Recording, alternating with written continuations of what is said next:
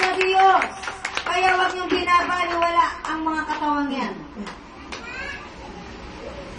Sobra-sobrang paghahanap buhay para lamang kumita ng malaki at maibigay sa pamilya, sapagkat lahat ng pamilya ay umasa na sa Kanya. Bakit hindi mo turuan ang pamilya mo na umasa sa Diyos? Habang nagbibigay ka ng kakainin nila, ay sabihin mo sa kanila, manalangin kayo para bigyan din kayo ng Diyos.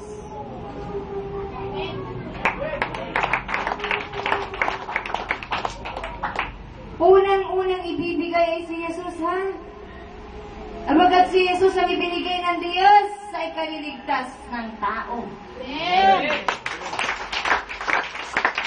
Eto anak, ang tuition fee mo, ibinigay sa kamay ko ng Diyos, kaya magpasalamat ka sa Diyos.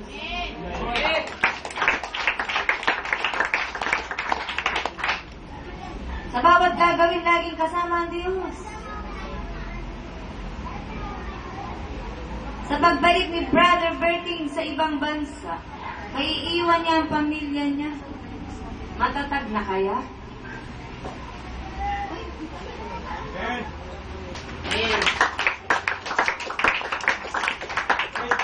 Tayong matatatag na sa Diyos sa pananampalataya ay dapat nating pagsikapang dalhin din kung nasaan tayo ang mga mahal natin sa buhay.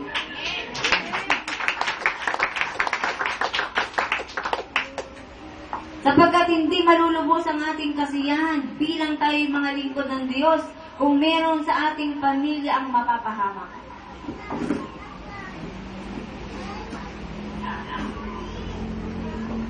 Ayon po sa karunungan ng Diyos na pinagkaloob sa inyong mga lingkod, ito po kung ano man ang ginagawa namin ng mga lingkod para sa Diyos, ang bahala na po sa aming mahal sa buhay ay ang Diyos. Kaya kung may mga mahal kami sa buhay na ayaw sumama sa amin, hindi na po namin sila sagutin. Pero ang mahalaga, kayo ay aming maimbitihan din sa gawain ng Diyos na sa amin ay ipinagkakatiwala.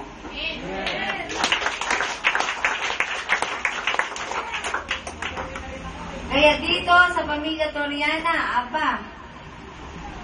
kapag bumalik si Brother Billy sa ibang bansa, sa kanyang hanap buhay, ito ay ma-extend pa doon hanggang sa likod. Sino ang gusto niyong makita rito? Ang mga taga-ibang lugar o ang unang-una ay ang pamilya niyo? Pamilya.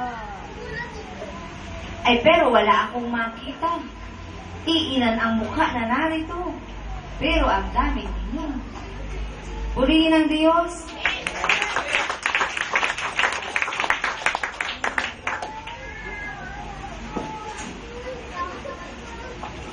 Sa pagaling ni Brother Billy, kaunting panahon pa, hahawakan siya ng lingkod ng Diyos, bahala ang Diyos sa kanya. Hinayaan lamang ng Diyos na iba-iba ang mga kamay na humawak sa kanya. Purihin ang Diyos! Purihin ang Diyos! Napakabuti ng Diyos. Lahat tayo ay mahal niya at pinagbibigyan tayo sa ating mga kagustuhan. Kahit na yun nga ay hindi niya nais para sa atin. Amen. Kaya kayong lahat na nag-umpisa pa lang dito bumalik kayo para kayo ay tumibay. Para kayo makakain ng matitigas na pagkain galing sa langit. Yun ay ang salita ng Diyos.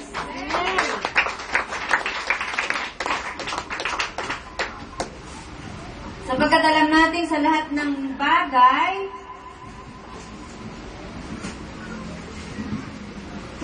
ang Diyos ay gumagawang kasama ang mga nagmamahal sa Kanya, ang mga tinawag ayon sa Kanyang panukala sa kanilang ikabubuti.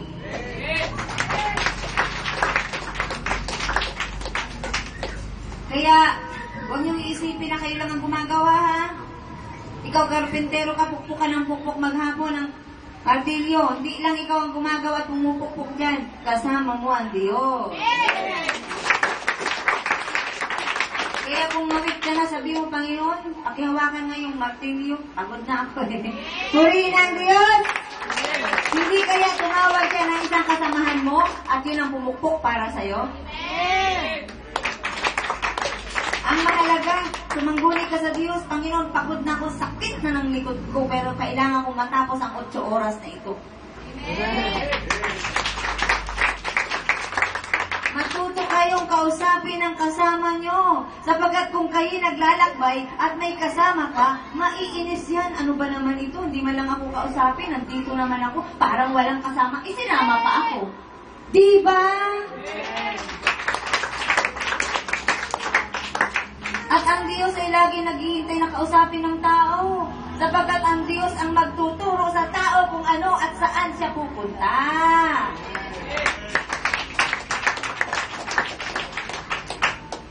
Kaya sa linggong darating ha, Panginoon, gusto kong pumunta talaga. Gustong gusto ko, Panginoon. Ano sasabihin ng Diyos? Di pumunta ka. Anong problema? Di pumunta ka. Kasi wala akong pera. Di ba sabi mo, gusto mong pumunta? Gumawa ka ng paraan. Purihin ang Diyos!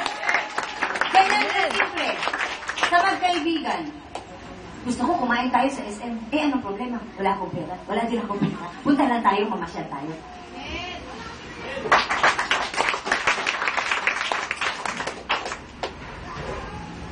Sa mag-asawa, maginaw ka. Mahal, maginaw. Di magkumot ka. Hindi naman yung kumot ang kailangan ko. Ikaw.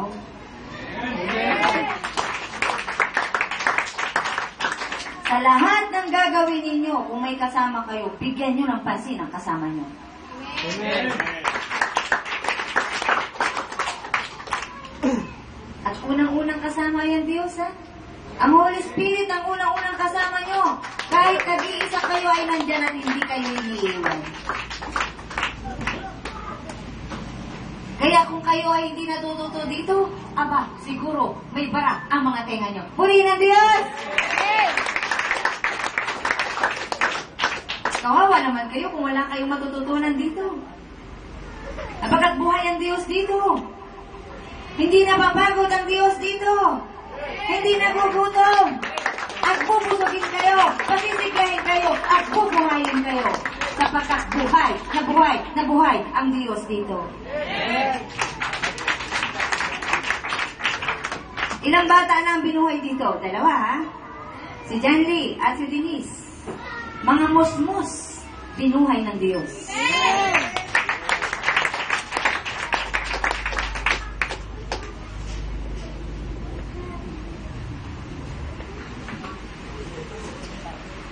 Sige po, ayon po sa karunungan ng Diyos, pagtyagaan at pagtiisan po ni Brother Billy na tumayo, na walang tungkod habang siya nagsasalita. Bahala po siya kung ano sasabihin. Yan po ang hiwaga ng Diyos. Amen!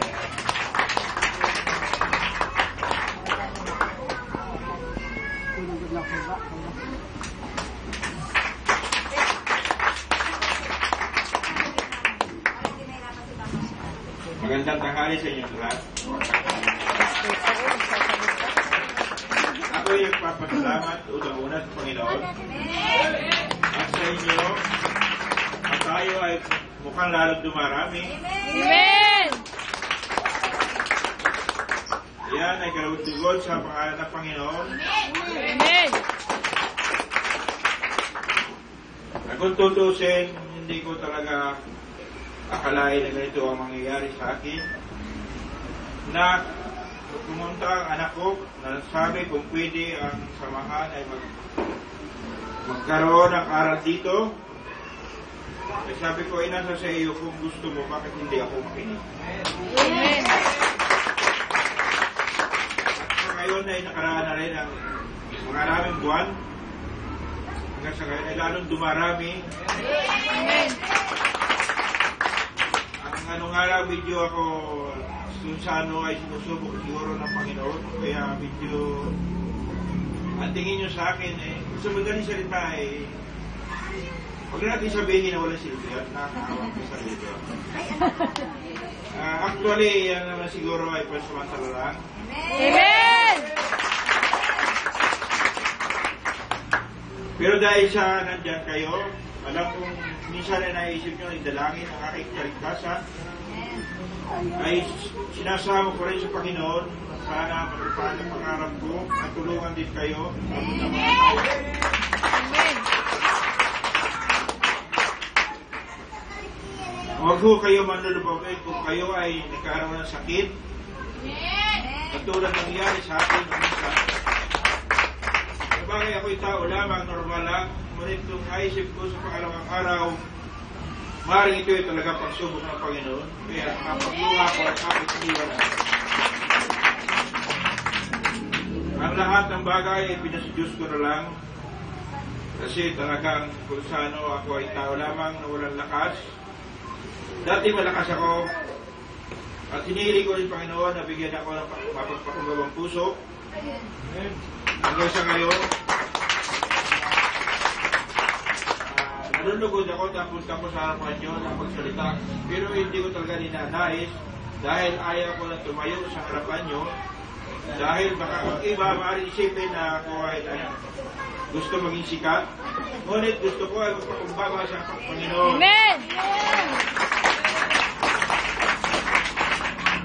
Pero palagay ko dahil ito ay ninais ng Panginoon upang siya ay pahalagahan, kaya ito ay ginagawa ko sa ngayon. Amen. Bahala na po ang Panginoon. Maraming salamat sa lalong madali kong paggaling at Amen. pagtrabaho. Maraming salamat at kayo narito kayo. Maraming salamat. Amen.